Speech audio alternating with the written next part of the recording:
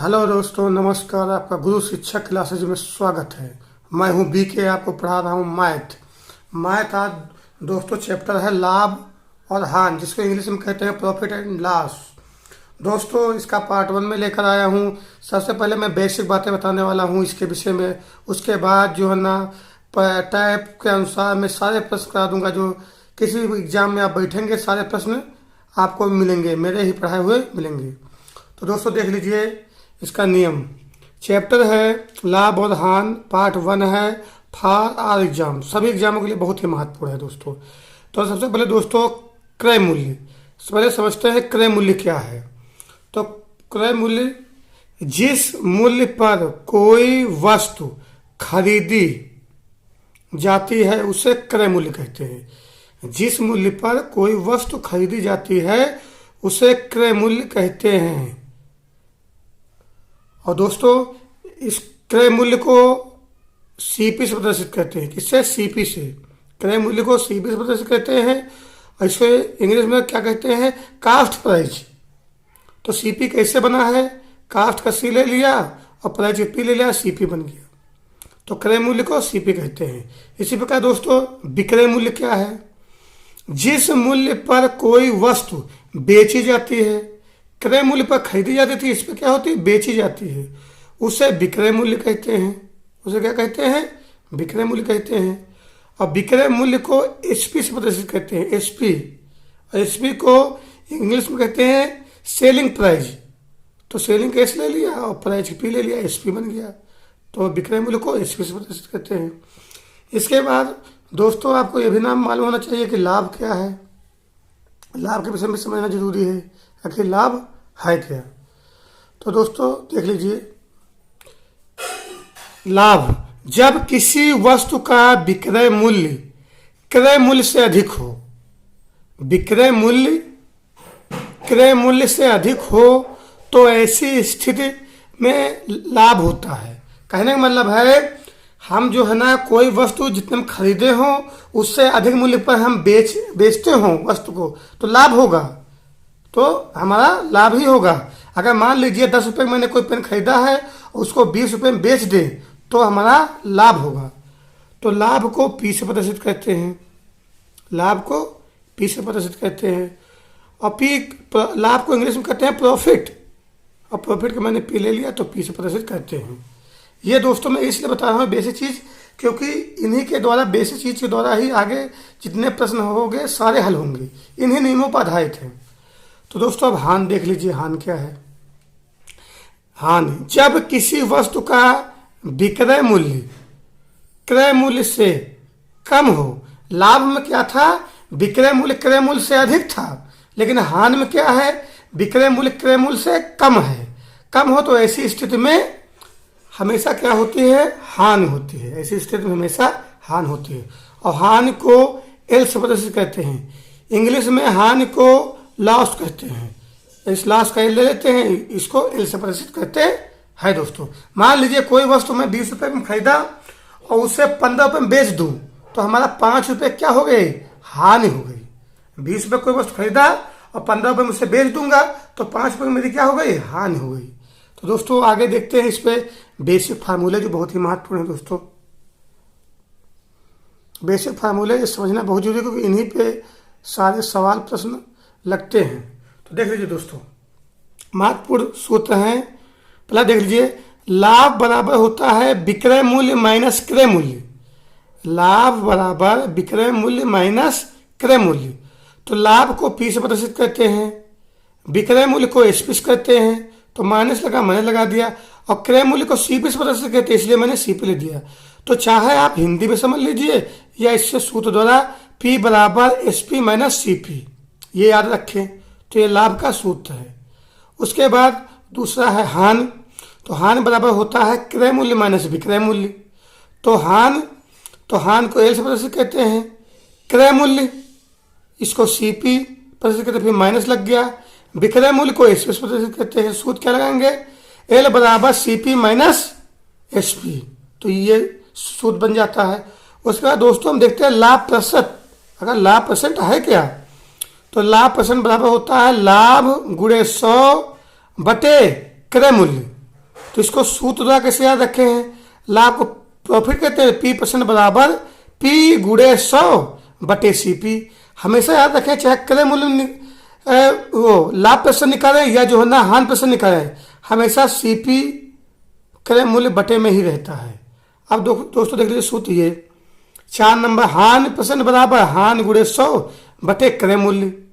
तो हानि को L से प्रतिशत कहते तो L% लिख देंगे, और यहाँ हानि गुणे 100 है तो L गुणे 100 कर देंगे, और बटे में क्रय मूल्य लिखा है तो यहाँ CP कर देंगे, क्योंकि क्रय मूल्य को CP से प्रदर्शित करते हैं। तो दोस्तों ये मेरे बेसिक सूत्र मैंने भी लिखा दिया, जिससे कि आप बेसिक सूत्र क्लियर कर लिया तो आगे प्रश्नों को आपको हल करने में कोई समस्या नहीं होगी।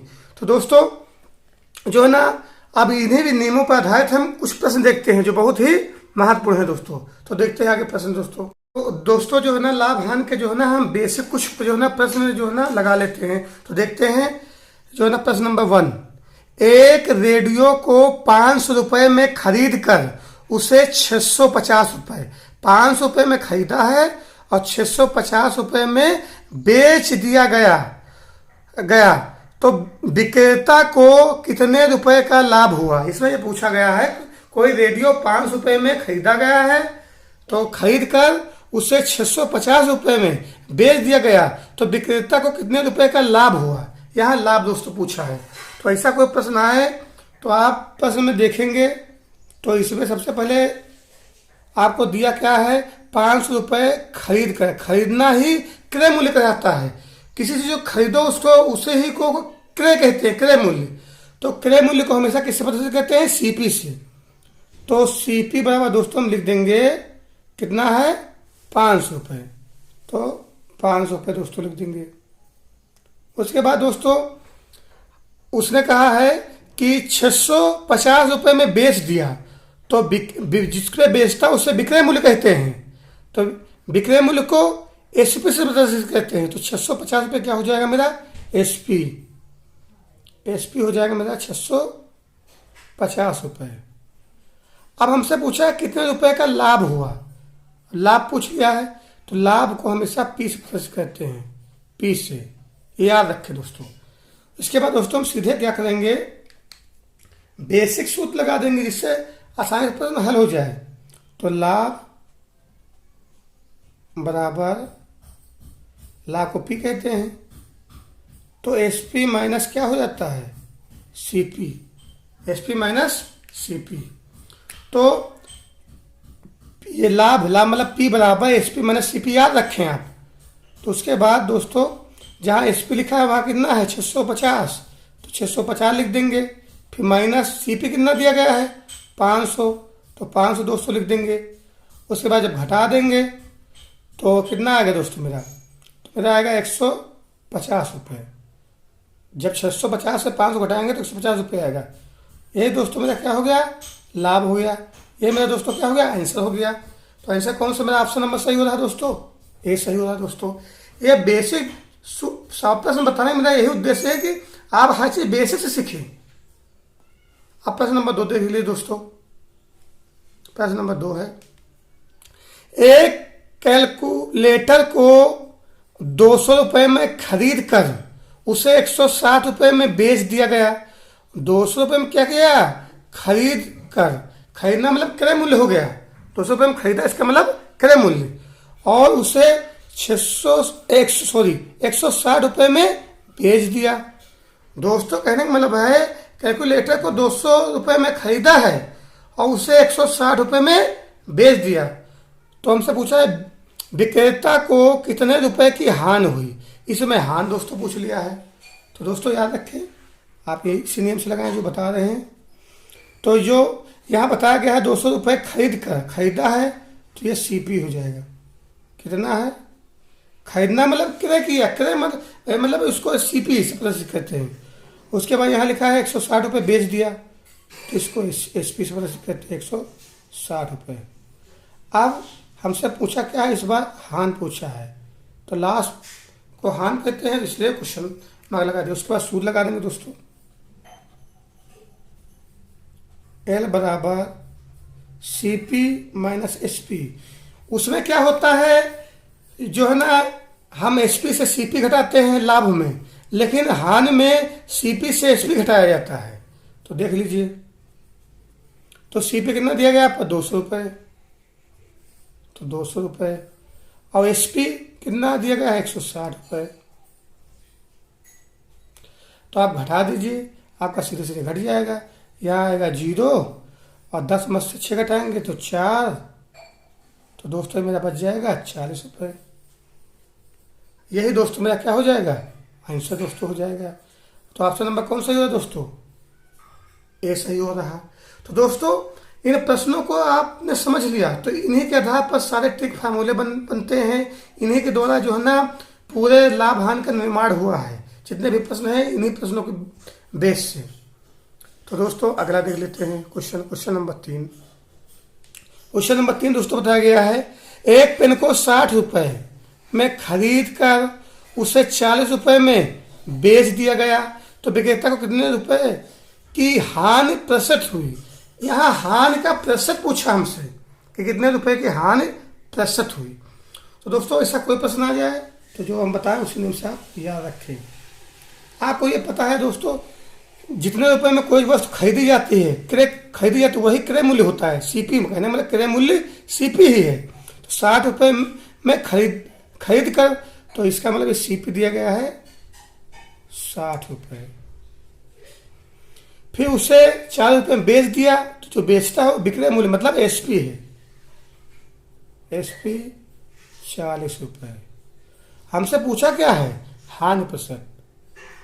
तो एल प्रतिशत क्वेश्चन मार्क, एल प्रतिशत क्या हो गया क्वेश्चन मार्क, कि हमसे यही पूछा है।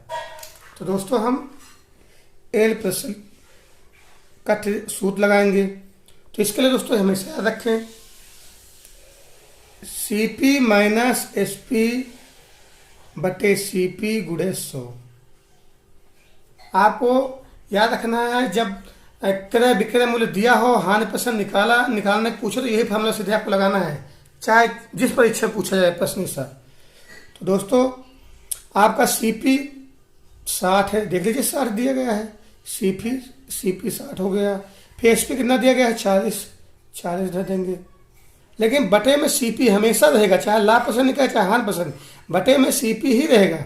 सीपी कितना है 60, और गुणे में दोस्तों क्या दिया गया है 100। देख लीजिए सूत्र में 100 दिया गया है।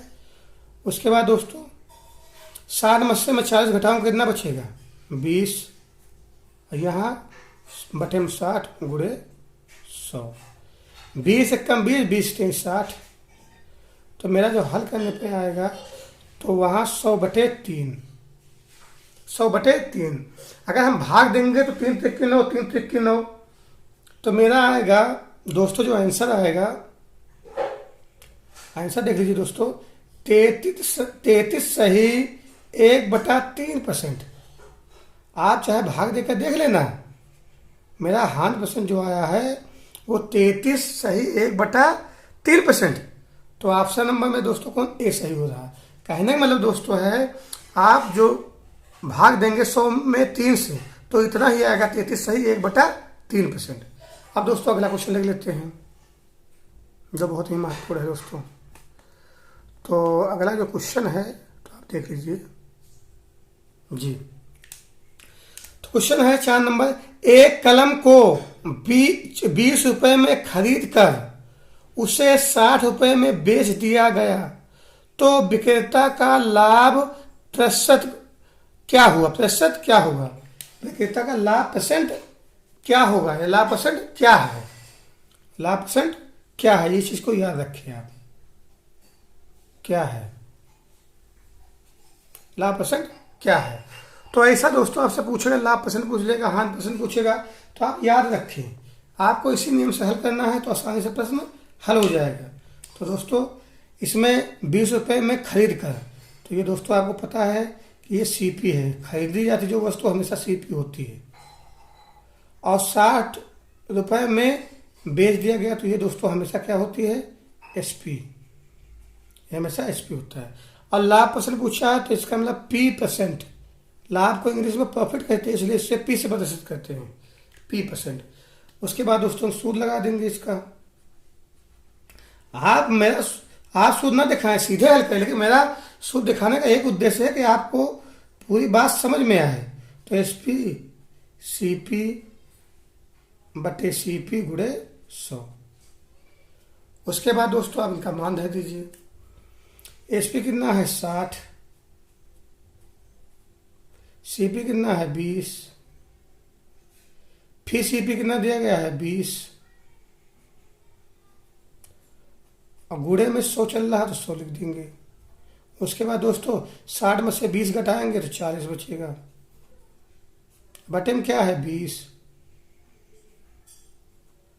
और गुणे में क्या है 100। आप 20 एकम 20 और 20 दूना 40। तो दोस्तों मेरा जो मान आएगा वो 2 गुणे 100। कहने का मतलब जो आंसर आएगा वो मेरा 200% आएगा।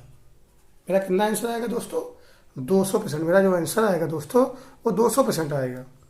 कहने का मेरा दोस्तों उद्देश्य ये है, अगर इन बेसिक नियमों को आपने समझ लिया तो जितने ट्रिक फार्मूले लगेंगे, जितने भी इस चैप्टर पर हल होंगे, इन्हें बेसिक नियमों के आधार पर ही हल होते हैं। तो दोस्तों अगर मेरा वीडियो आपको पसंद आया हो तो लाइक करें, शेयर करें, सब्सक्राइब करें दोस्तों। थैंक यू दोस्तों।